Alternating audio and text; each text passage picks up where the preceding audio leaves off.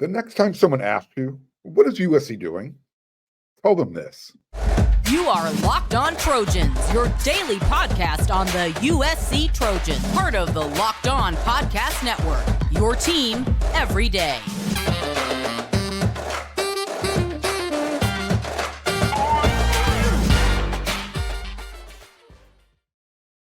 Fight on, everyone. I'm your host, Mark Holton, and thank you for making Locked On USC part of the Locked On Network, your first listen every day, whether you're watching the show on YouTube or wherever you want to download your podcast. Always remember, this show is free, and never forget how much I appreciate your support. This episode is brought to you by Nissan. Pardon me. Are you the kind of driver that likes to push things a little further? Ever wonder what adventure could be around the next corner? Take the Nissan Rogue, Nissan Pathfinder, or Nissan Armada, and go find your next big adventure. Check them all out today at nissanusa.com. So the next time someone asks you, well, what the hell is USC doing? Look them right in the face and tell them, we're bringing sexy back.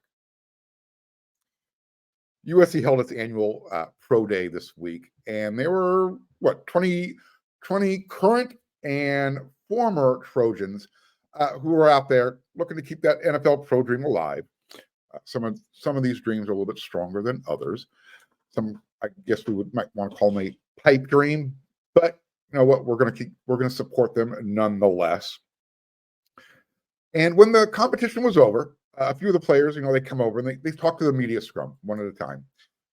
And bigger the player, the bigger the scrum. I'm going to review what I saw and what I heard and let you see some of what happened as well. If I'm being honest, look, people are thinking, I'd love to go to a USC Pro Day. They're boring. I get it. You want to do one time, get it out of your system. Trust me, you're going to sit there and you're going to twiddle your thumbs. You're far away from the action. And as I mentioned, you see a few guys running some 40-yard dashes, 40-yard sprints, position drills, but it really is. It's a boring day. If I shouldn't say I have to be there, but it's not at the top of my list. I go because it's something that I feel needs to be done. How's that? But I'll tell you what, everyone was there today. They wanted to see Caleb throw the ball. That's what it was all about. Remember, he didn't throw at the NFL Combine. So Caleb was the last person to talk with the media, and I actually got him the last question. So I want you to check this out. I'm going to play you're going to see the video, you're going to hear it all, and then I want your feedback. Caleb, speaking of home, Caleb, I got my man right here. Thank you. Caleb, speaking of home, you came to USC, helped USC win another Heisman, got the program back in, the national spotlight. I did enough. What do you say to future recruits that want to come to USC? Why should they come to USC? Well, today it's like 70, probably 8 degrees. It's sunny outside. It's like this for around 300 days out the year. You got a wonderful head coach, wonderful media team. All the athletics around here. We have gold medalists. We got in swimming and track and field and things like that. Basketball players like one of our good friends Isaiah and Bronny and all those boys and just things like that. So you got a good group around you. And then you're in LA. You're able to build connections and build relationships that last a long time. And so with that, and last but not least. Like you said, we're bringing sexy back. So I'm excited to watch the boys go and have their shot to go win the national championship. And that's really where it's at. So so fight on and rock out. Thank you. So what did you think? I thought that answer was pretty perfect. Couldn't got any better, right? So again, that was the last question asked of the media scrum. He rushed off, and I'm wondering if that's going to be the last time he answers any questions from any of the local USC beat writers. I guess we'll find out a lot of time between now and the NFL draft and whatever happens after that. But look, I could have made made sure the question was more football centric, but that last question and answer did exactly what I actually had hoped it would. He sold USC, but he also sold and told other athletes out there, all of them. He mentioned other sports, like swimming, basketball, when he mentioned his friends, he mentioned guys like Isaiah Collier, Bronny James. If you're reading between the lines, and that's what I do, it's not just the 78-degree weather 300 days out of the year. It's not just about having one of the best head coaches in the country who cares about his players. Caleb, Bronny, Collier, what do they all have in common? Really high name, image, and likeness evaluations. Playing at USC is sexy. And the Olympics and the national championships, those things are born on USC's campus. That's what he was saying. This is why you want to come to USC. You want to be around the best. You want to be able to be developed by the best. Look, the local beat writers like myself that work closely with USC, we understand that we are free advertising and we care about the program's health and welfare. So if you haven't checked out my X account, Twitter, my everydayers saw it on yesterday's Locked On USC episode show. Make sure you go look at it if you haven't seen it. What was funny, it was that little video that you saw that I had scrolling in the background or looped in the background. You saw Caleb Williams. He was talking to a really young fan, I don't know, 14, 15 years old, giving him some advice. Well, one of my viewers, sent me a private message. And he's like, Mark, I was watching that, and the first thing that popped in my head was, remember that old Mean Joe Green Coca-Cola commercial where he swaps out a jersey with a kid for a bottle of Coke? I literally spit out my Coke Zero because it was so on point. I don't know. If you're on YouTube, go check it out. Mean Joe Green Coca-Cola commercial. And then look at the Caleb segment, and you'll know exactly what I'm talking about. Spot on. Some of the other stuff, though, that I saw and heard that I wanted to share from USC's Pro Day. Remember that guy at the NFL Combine who tried to call Caleb, say you're scared of the competition? Look, I mentioned the weather wasn't great early. It was kind of I haven't mentioned it here. Over on WeAreSC.com, I did. It was gray. The benches were wet. Kind of sucked. Like I said, NFL Pro Day isn't a lot of fun. But by the time Caleb Williams started throwing during that part of the competition, clouds were gone, and neither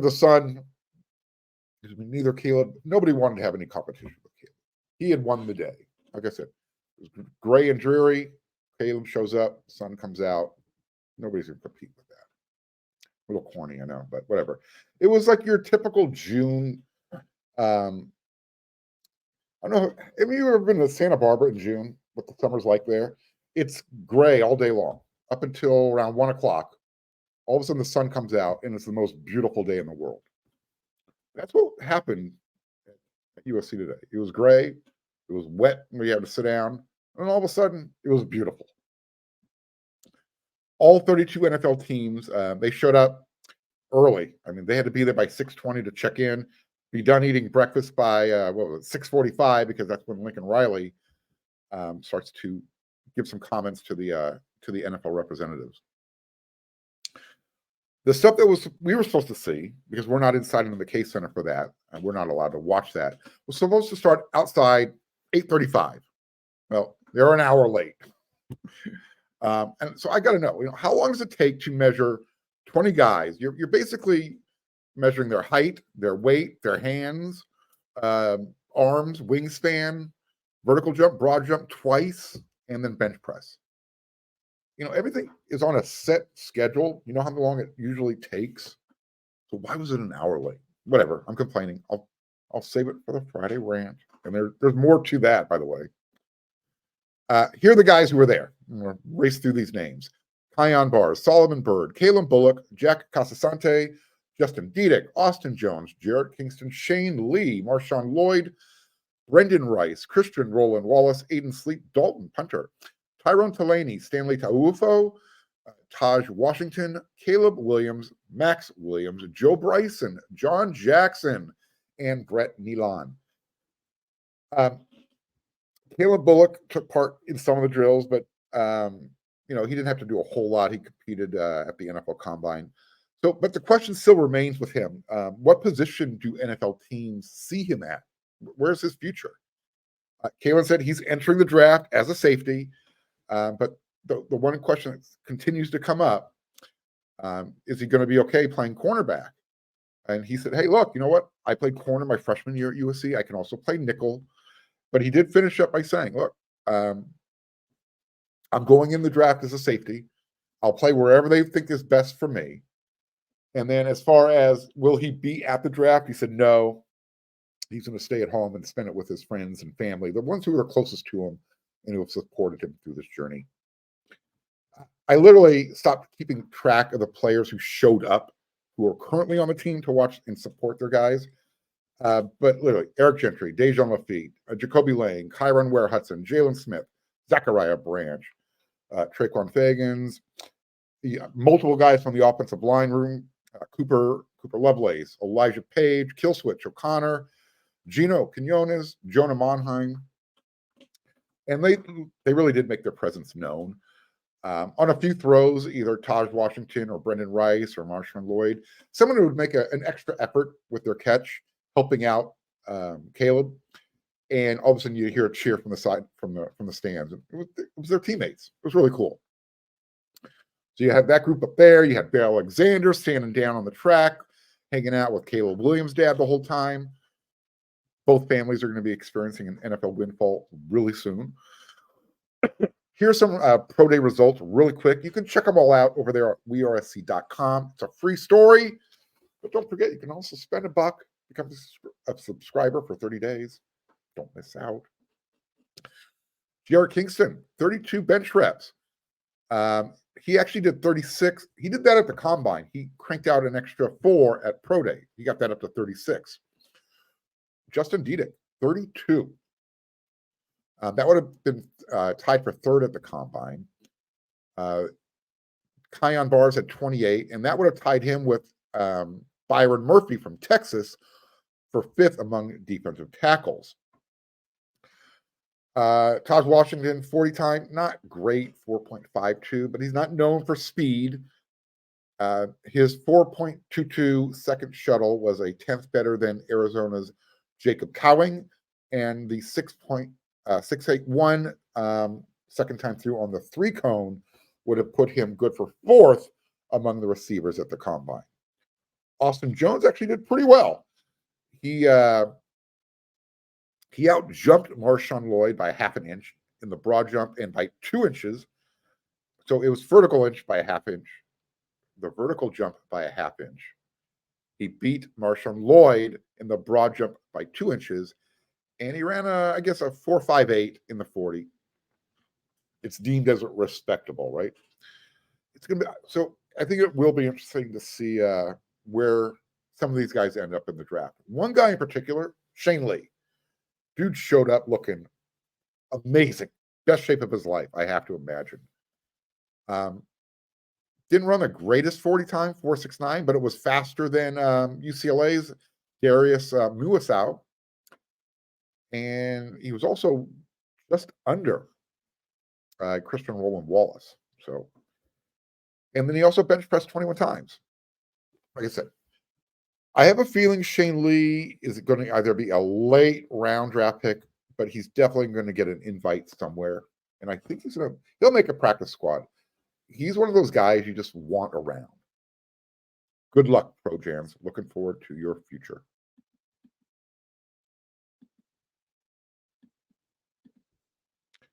This week's March Madness Bracket Highlight is brought to you by our friends at Nissan. Each week, we're picking one team that stands out, a team that's pushed it further than the rest, just like any of the all-new 2024 Nissan SUVs. These guys were able to take it to the next level. The Houston Cougars can only be described as an armada. The top-seeded team is as hardcore as it gets out there, so it's no wonder they earned a number 1 seed on Selection Sunday following their debut season in the Big 12 Conference. Take the Nissan Rogue, the Nissan Pathfinder, or the Nissan Armada, and go find your next big adventure. Shop NissanUSA.com.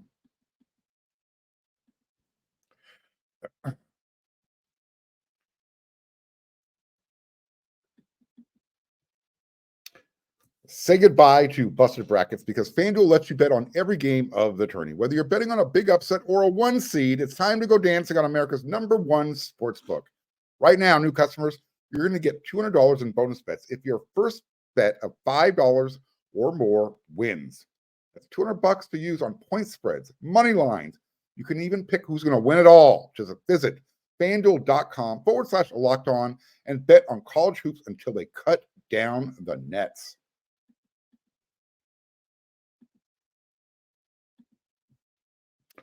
Rutro.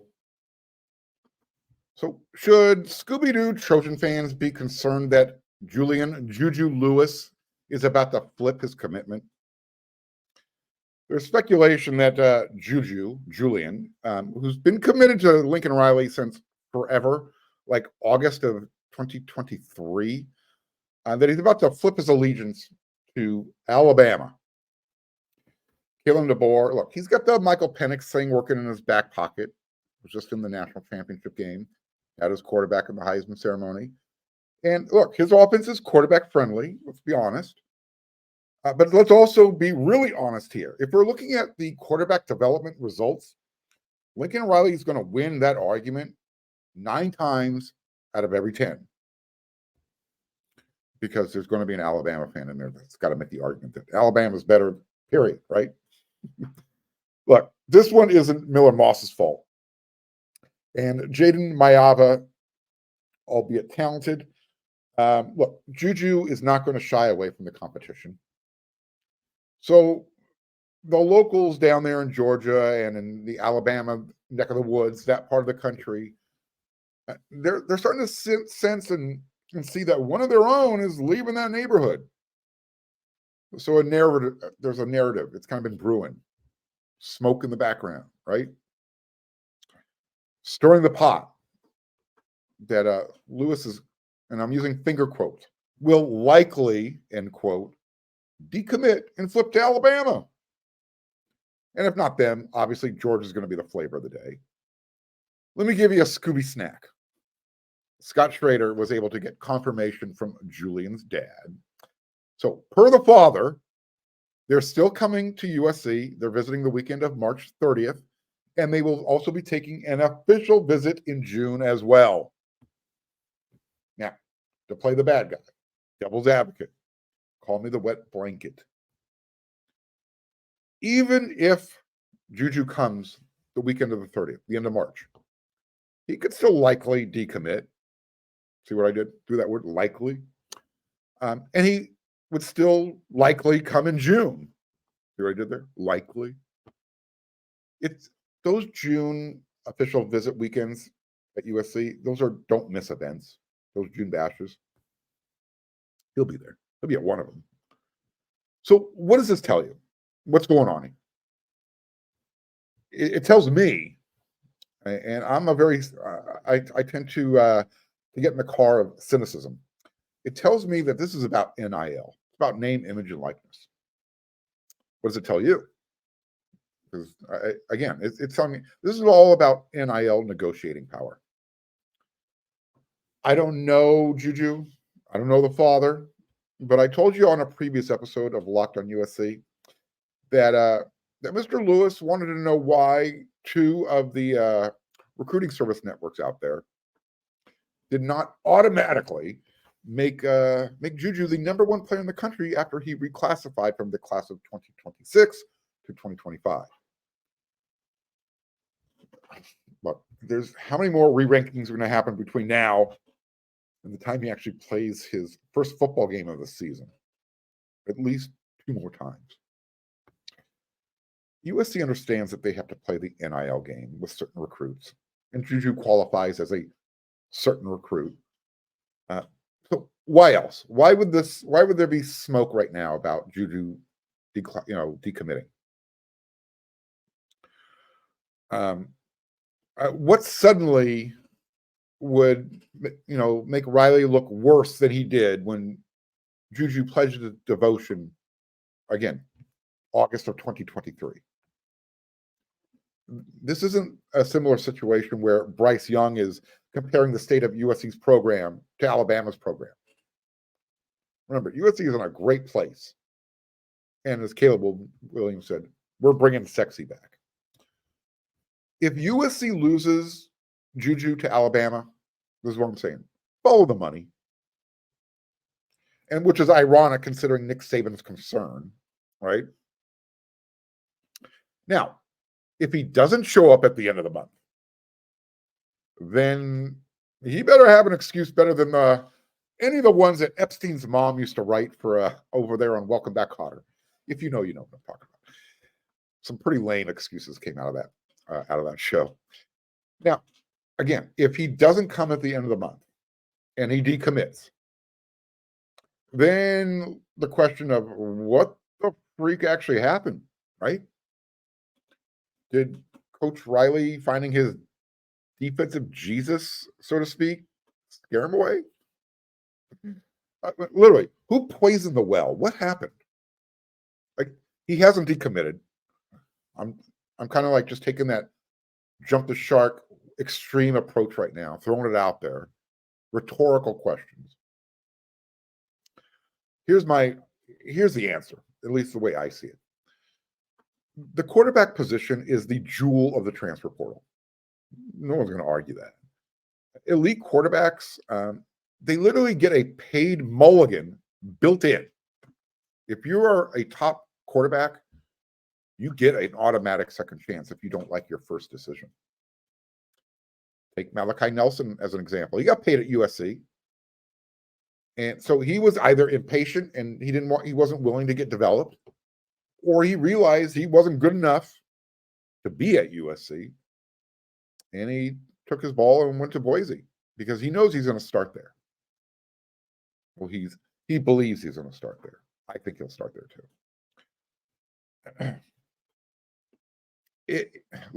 It works for the elite guy who makes a commitment and then wants to double dip as well. They really do have the advantage right now. And this is something else that Nick Saban was talking about. There's no rules in place.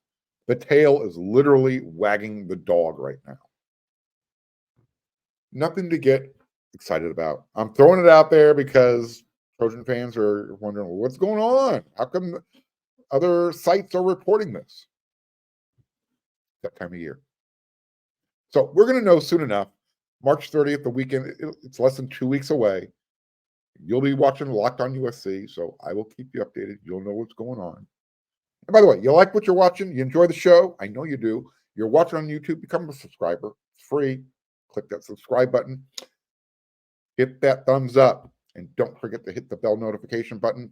All of that helps the show to continue to grow. I appreciate your support. So don't forget to do those things.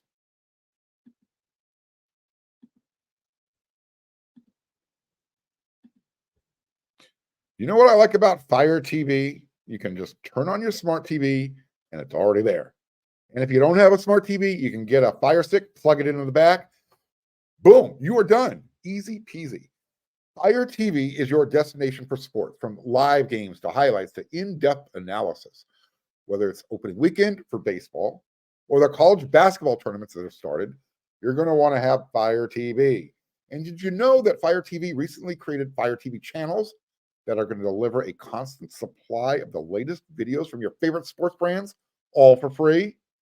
That includes all of us at Locked On and most of the big pro leagues and college conferences as well. Check out Fire TV channels on Fire TV and your Alexa devices. And if you haven't checked out Fire TV channels, you should.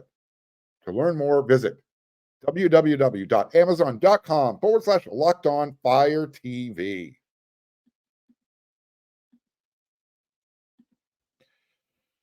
All right, give you a quick preview for day 2 of spring camp. Yep, Thursdays. It's going to be Antonlynn Defense Day, spring camp 2. On Tuesdays, we get the offensive coaches and players. And then on Thursdays, the guys who wear the white jerseys take the center stage. Yeah, we really don't want to go there. Why do I point out the white jerseys? During a normal game week, offense wears cardinal, defense wears white. And let me actually clarify that even further. If USC is playing a home game, the offense wears the cardinal, the defense wears the white jerseys. I'm still waiting to find out who the home team is for the Las Vegas Kickoff Classic. Just throwing that out there. On Tuesday, the defense was highlighted on this show, and obviously it's going to be the same for day 2 of spring camp. Reason being, proximity, what I can see, what I want to bring to you, and if we're being honest, no one's really concerned about the offense right now. Everybody's eyes are really focused on the defense. Mine are, at least. On Tuesday, Coach Riley said that he was really pleased with the patience that everyone showed while they continue to do the slow installation. I'm looking forward to seeing if everyone is still patient on Thursday. Now, unless we get better viewing access to the offensive guys, again, I will be hyper-focused on the defense. And I'm going to see if I can notice any rotation things. Catch any clues, basically by who's lining up behind who. See if there's anything that's consistent with that. And I'm also going to get much closer to the defensive back group. It's basically because it's like standing in the thundering herd on the tunnel wall. You're close enough you can touch them, so you're right there, and you can hear a lot of stuff. So I'm gonna see if I can spend a little bit more time with the defensive backs. I'm going to be eyeballing the guys who are coming out, getting my double take, what I didn't notice the first time, who's bigger, just those types of, little intangibles that I know you guys want to see. And again, I'll be shooting video. I'll loop it behind me while I'm talking. Now, the last time Lynn answered questions, he hadn't coached at USC yet. Well, when we talk to him on Thursday, he's going to have 2 practices under his belt. So I look forward to hearing his feedback after 2 days. And if Lincoln Riley decides, you know what, I spoke to you guys on Tuesday, I spoke with the media on Wednesday at NFL Pro Day, maybe he wants to give Matt Entz the day. He is the assistant head coach on defense, right? We're scheduled to get Lincoln Riley and Lynn, as well as the defensive players and special teams players. Player-wise, again, we already know that the transfers are going to be held back until next week, so stay tuned for that, of course. So this is who I think we're going to get. I'm throwing some names out there. Mason Cobb will probably be lined up on the wall, talking to the media. Same with Eric Gentry. By the way, if you didn't see my social media, my Twitter feed, I got a really cool picture of Anthony Beavers Jr. eating a donut. Not kidding, not exaggerating. The thing is bigger than his head. Go check it out. Eric Gentry was eating a couple of those donuts. Dude is really trying to add weight. Jamil Muhammad, he's always good for some quotes. He told me today he's weighing in at 261 pounds. So you can definitely see the difference on his body compared to last year. And he's really happy with his weight gain also. He improved big time last year, in my opinion. And I cannot wait to see his development continue with Coach Nua and Coach Henney. If I was picking players, I would have picked Bryson Shaw to talk to the media on Thursday.